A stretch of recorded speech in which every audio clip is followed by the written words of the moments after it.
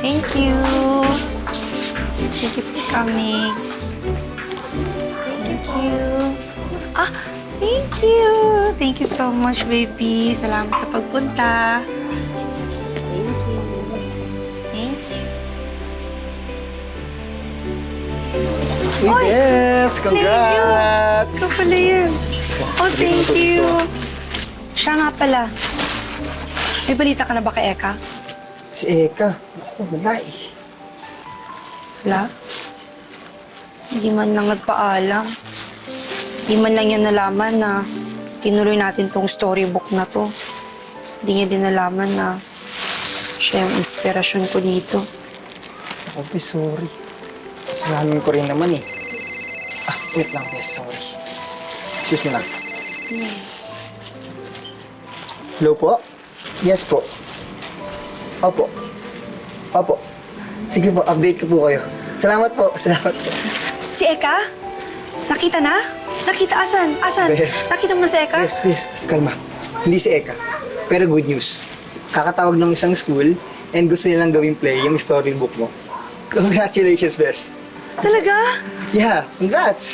Kunin ko na yung sasakyan. Kailangan na natin umatin ng mga meeting sa Sige, Manila. susunod ako. Tara na. Nauna na ako ah. Thank you, Bes.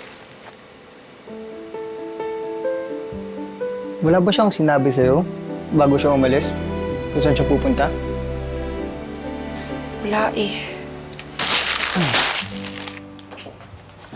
After nung nagalit siya sa akin, hindi ko na siya nakita ulit. Umuwi na kaya yun sa kanila? Siya nga pala, Leo. Thank you, ah. Naku, wala yun, Bes. Ako nga dapat magpasalamat sa'yo. Nga pala, sorry ah. Hindi ako naniwala sa kakayahan mo. Pero, galing mo. Buti, pinush mo to. Oh, siya. Mag-aayos pa ako ng gamit eh. Muna ako. Ay, oo, anong oras na rin? Mat, congrats ulit ah. Ingat ka, Leo.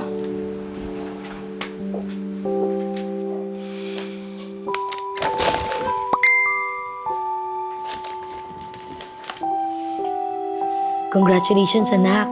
Finally, book author ka na. Kami na lang ng daddy mong uwi dyan, ha? I miss you so much, anak.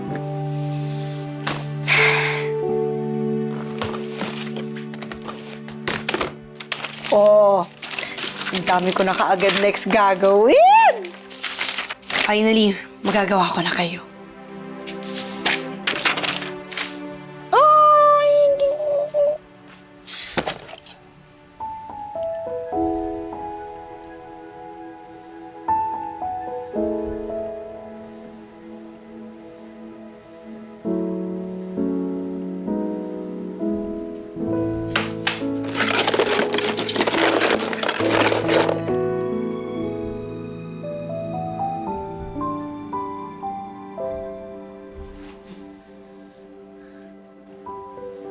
Minsan, habang tumatanda tayo, marami sa pangarap natin noong bata tayo ang nakakalimutan natin.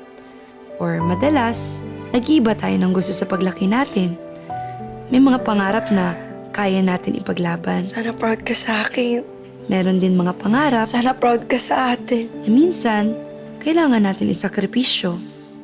Pero kahit ano pa yan, isa lang dapat ang hindi natin makalimutan.